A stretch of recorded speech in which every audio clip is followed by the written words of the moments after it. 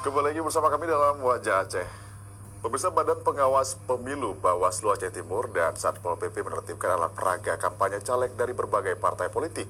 Penertiban dilakukan dari perbatasan Aceh Timur Langsa hingga perbatasan Aceh Timur Aceh Utara.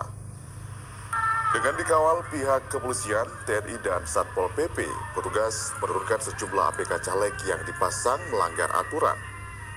Ketua Bawaslu Aceh Timur Maimun mengatakan penertiban yang dilakukan tersebut merupakan penindakan terakhir.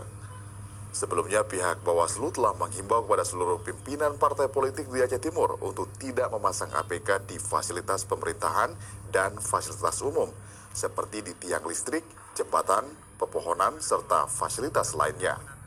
Selain itu, pihak Bawaslu Aceh Timur juga menghimbau kepada seluruh caleg untuk tidak melakukan kecurangan dalam melakukan kampanye seperti merusak APK dari partai lawan. Itu adalah salah satu metode kampanye yang dilakukan oleh partai politik dan ini dilakukan di fasilitas pemerintah. Contohnya alat peraga dan juga bahan kampanye itu dipasang di tiang listrik, jembatan, pepohonan. Komisi Independen Pemilihan Kota Langsa mensosialisasikan pemilu kepada pelajar. Sosialisasi bagi pemilih pemula ini